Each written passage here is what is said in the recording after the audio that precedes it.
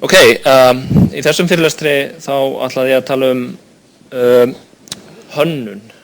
Það sem sagt forritun, hlutbundna hönnun, hlutbundna forritun og rifja svolítið svona upp og fyrir ykkur á þetta að vera eitthvað sem að þið bara drepist úr leiðindum yfir að því að þið þekkið þetta allt. Það sem ætlast þess að þið þekkið það sem ég er að tala En það er mjög gott að rifja það upp og minna á. Það eru nokkur atriði sem að svona maður þarf að minna á, ekki bara fyrir þá sem eru að byrja að forrita, heldur líka þá sem eru búin að forrita í mörg ár. Það þarf líka að minna þá á hlutina. Ég ætla semst að rifja upp hlutbundna forritun, klasa, skil og generic programming, sem ætla ég að tala hugbúnaðar hönnun og það er á föstudaginn. Þá tek ég fyrir þetta frábæran tölvuleik sem að fjallar endur. Lesefnið, já, aðeins eftir að laga hana lista. Lesefnið er fyrsti kaflinn í Barbin bókinni. Eins og hinn bókin, þá er þetta frekar stuttir og hnitmiðaðir kaflar. Separation of concern, það er svona aðal dæmið sem að er svona leiðarljósið sem að þið ætlið að hafa. Og dry-prinsipilið og síðan polymorfismi, þetta er sem sagt það sem er lesefnið. En byrjum á að tala hlutbundna forritun. Eins og ég er búin að segja, þá er hlutbundin forritun sennilega svona með svona almennt besta leiðin til að leysa svona almenn vandamál. Það eru til betri forritunarmál sem eru betri fyrir ákveðna tegund af vandamálum. Til dæmis ef að þið ættuð að vera með kerfið þar sem er hægt að uppfæra lausninar á þess að taka kerfið niður, þá myndið þið nota Erlang eða eitthvað svoleiðis. Það datt út úr símabransanum, en það er ekkert að slökkva á símanum. Það eru til betri forritunarmál fyrir ákveðna tegundir af verkefnum, en svona almennt talið þá er svona hlutbundin forritun og Java eitt af þeim svona almennt mjög gott tól. En það er rosalega hættulegt hins vegar, ef við kunnum ekki með það að fara.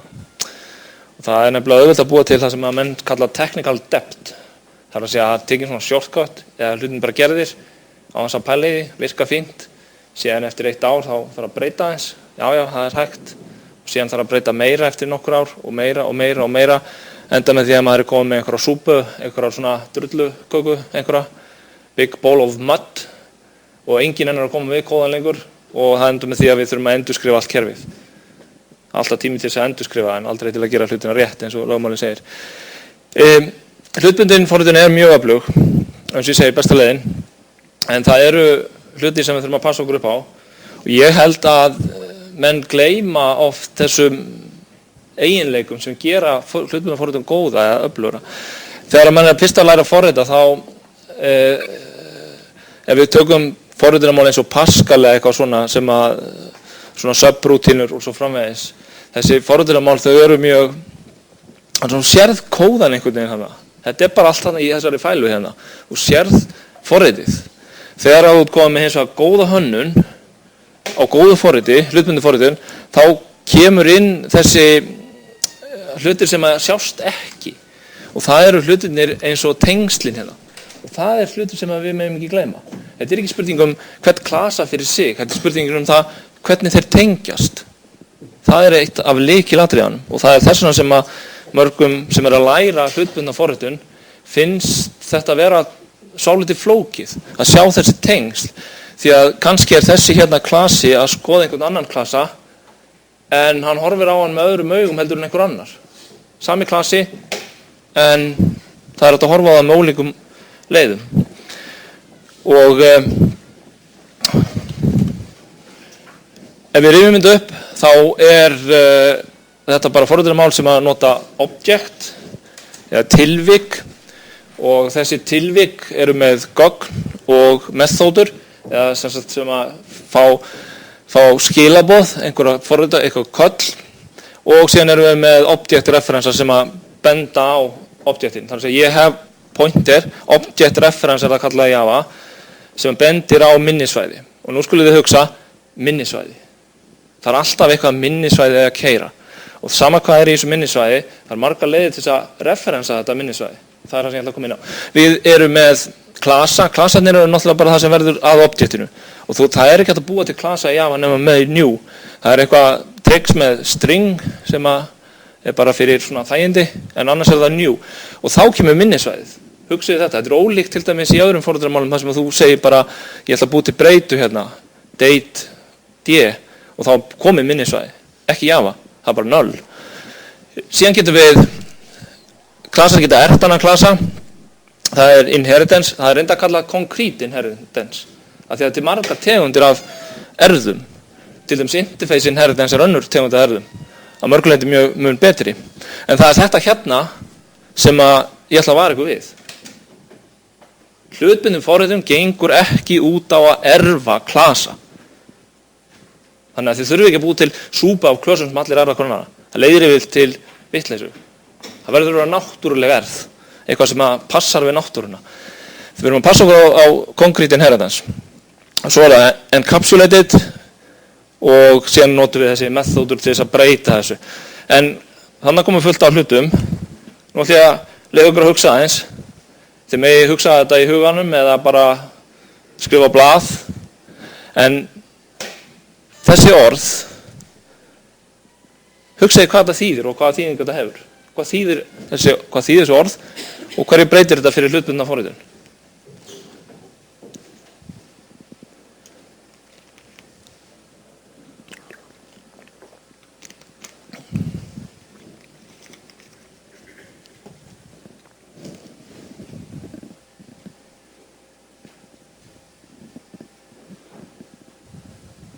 Allir með þetta á hreinu.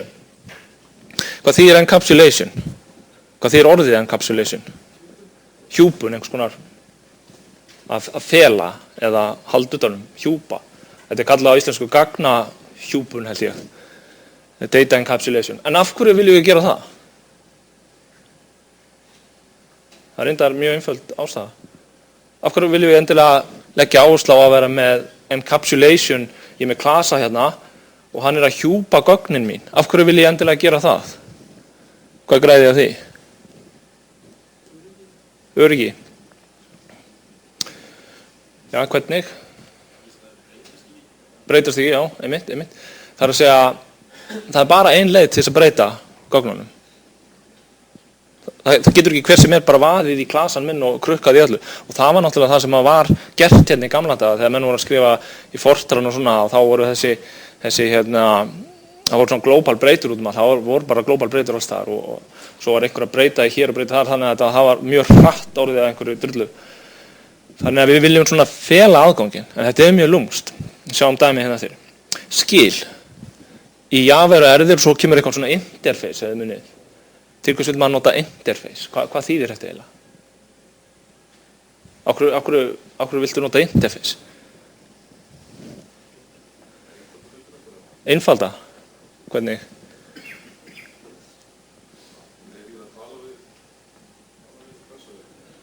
Jú, það eitt mjög einfalt svar við þessu, þú vilt fela útfærsluna.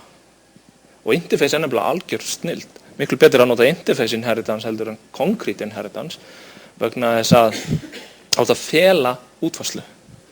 Og þá getur verið með minnisvæði sem bara klasi, en hann getur verið með skil. Og þá einhverju aðrir hann úti sem sjá bara þessi skil. Þeir viti ekki að þetta sé klasinn person. Heldur einhver skil eins og comparable. Hann útfærir comparable skilin. Þá einhver hérna úti sem sér bara comparable. Ekkert annað. Skil eru mjög, geta við að nota þau mjög auðvitað. En hvað polymorfismi? Það nefnilega það sem mest cool af þessu. Það polymorfismi. Við fjandinn það. Hvað þýðir orðið polymorfism? Þið lærðu þetta á fyrsta árinu, ekki? Kannski var þetta ekki alveg bara til dauða, en poly þýðir mörg, ekki? Þetta bara prefix fyrir fleiri en eitt, mörg. Og morf, hvað það?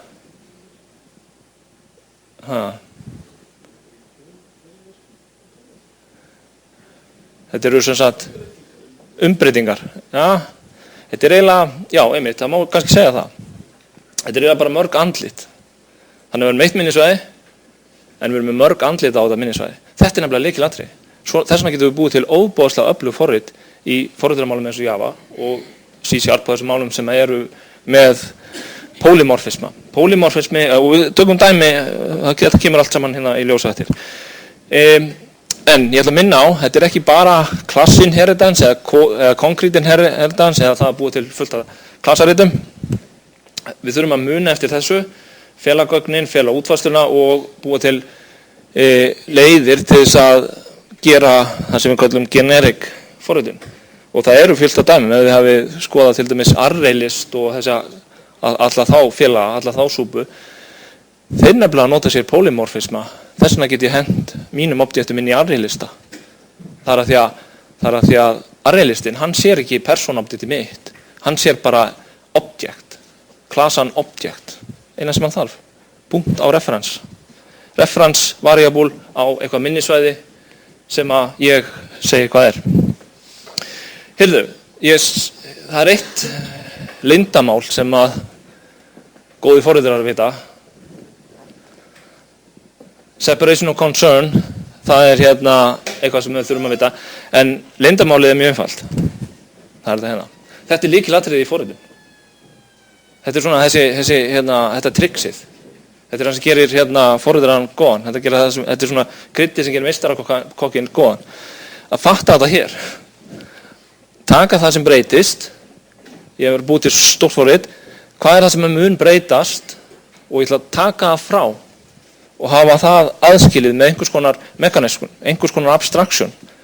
Og svo það sem að breytist aldrei, það má vera alveg niður neglt. Gallinn er hins vegar sá að finna hvað þetta er. En þetta er tricksið. Það sem að hugsanlega breytist, það gerur ráð fyrir að breytist. Það eru góði forritarar. Hins vegar fær maður ekki oft tíma og þannig að þá kemur technical debt, eins og ég var að tala um. Þannig að þetta er tricksið. Separate variations, fyndu hvað það er sem að mun breytast og taktu það út. Ég get ekki eitt dæmi. Ég er að vinna rosalega mikið með svona payment methodur. Það er alveg pott þetta að kemur ný payment method á einhvern tímann. Þannig ég er ekkert að hardcode þetta inn. Ég bara bý til framework og interface og svo það kemur ný payment method þá þarf ég bara útfæra interfaceið. Svo er mitt forrit, frameworkið, það bara kallar alltaf á sama dótið. Ég veit að þetta mun koma ný. Þannig ég bý til mekanisman til þess að geta bætt við. Það getur bætt við. Það er líka annað. Þetta er í Barbin-bókinni, Don't repeat yourself, try. Every piece of knowledge must have a single and unambiguous authoritative representation within a system. Þannig að ef ég kom með sama kóðan tvisvar, þá ætti maður kannski að hafa hann einhvern veginn þannig að það sé hægt að endurnýta hann. Þetta er erfitt. Þetta er ekkert einfalt, sko, þó að það sé einfalt að segja það. Síðan þegar við byrjum að búa til svona klasa, þá náttúrulega gerum við klasarit og sequence diagram og síðan getum við líka notað design pattern, það er næsta vika fjallum það. Þá finnum við svona lausnir sem að við vitum að virki. En rifjum þetta aðeins upp. Ég bý til object. Hérna bý ég til object date, þetta er sem sagt klassin date og ég er með day 1 hérna. Og þetta er það sem hann bendir á. Þetta er sem sagt object reference, hérna er object referenceinn og hann bendir ekki á neitt minnisvæði. Það er ekkert minni, þannig ef ég segi day 1 punktur eitthvað, til dæmis hérna, ef þetta var 1, þá myndi ég fá null pointer exception. Þegar ég fengi svoleiðis, eða ekki? Það er auðvitað villunar að leysa. Þá er punktur að tala við minnisvæði sem er tómt. Það er ekki til. Þessi hérna hins vegar, lína númer 2, new day, það býr til minnisvæði. Hugsaðum þetta minnisvæði. Einhvers staðar hérna er minni sem að inniheldur gögnin mín og föllin sem ég get kalla á. Svo þegar þetta er orðið eitthvað klasahierarki, þá er þetta samt minnisvæði. Og svo þegar ég notaði, þá notaði ég náttúrulega punktinn og svona. Þannig að þið þekkið þetta. Þannig að þetta hérna er þá reference variable og reference variable bendir alltaf á eitthvað minnisvæði. Eða hann bendir á null. Það sem er hérna megin, hægra megin við jafntomerkið, hægra megin verður að vera konkrét klasi. Það þýðir ekki að hafa skil þarna eða eitthvað abstrakt dót. Það verður að vera konkrét klasi, annars er ekki hægt að búa til minnisvæðið.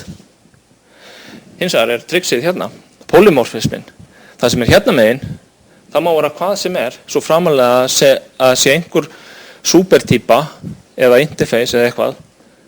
Ef að til dæmis klasinn hérna, þessi date, ef að hann væri með eitt interface í sér, hugsanlega mörg, hann væri kannski með, ef þetta væri person-klassinn og hann væri að útfæra comparable, þá get ég búið til comparable hérna og látið minnisvæðið vera eitthvað allt annað. Svo framalega sem hann útfærir ein skil, einhvers staðar í klassahierarkíinu.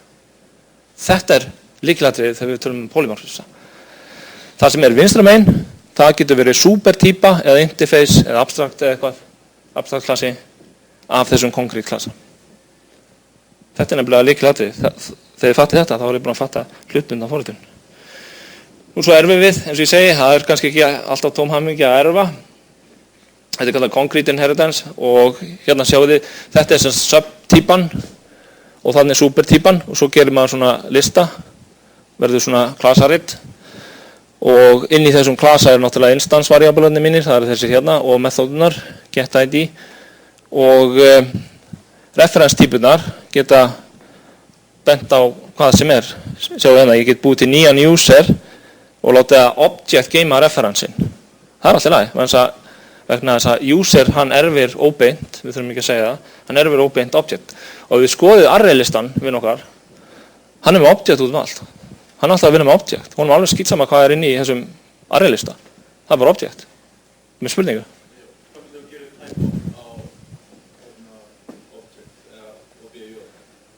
Type of. Ég held að komi bara einhver reference. Ég held að komi user. Ég bara hef ekki prófað. Það kemur user, held ég.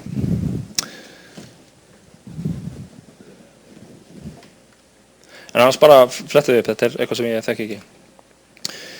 Síðan getum við yfirskrifað method og síðan getum við þá bara yfirskrifið methodið og svo getum við yfirhlaðið það. Og þá það bara annað method sem sama methodið með öðrum parametrum. Þá með þau heita það sama, mismunandi parametrar. En það þetta overridden sem svolítið hættulegt. Það að segja, við breyta virkni klassans. Það svo auðvelt að eyðileggja klassan fyrir ofan, þar sem þeir voru að erfa. Því að hann kannski notaður í eitthvað, þá þarf að passa sig að vera ekki að eyðileggja hann. Þetta langstærsta hættan í hlutbundinni forritun. Þá tekur klassa, erfir hann og með því að breyta virkninni, þá ertu búin að eyðileggja superklassan. Ég með fullt að dæmi þetta, hugsanlega næst. Síðan getur þetta public, private, protected, það alls konar svona filosófíur, hvað á að vera af þessu. Auðvitað hefur maður methodunar public sem flest, síðan ef það einhver private, þá það náttúrulega allt í lagi. Já, heyrðu, síðan kemur hérna einn quiz. Klassin A, hann erfir B og yfirskrifar F, síðan B til B, eins og þarna, stórt BB, new A, þetta alltaf lagi, þetta má, og svo keyri ég þessa línu þarna, B.F. Þá spurningin, fallið í A að keyra, fallið í B að keyra, eða keyri fyrst B síðan A, eða þetta bara tricks? Að því ég að plata ykkur.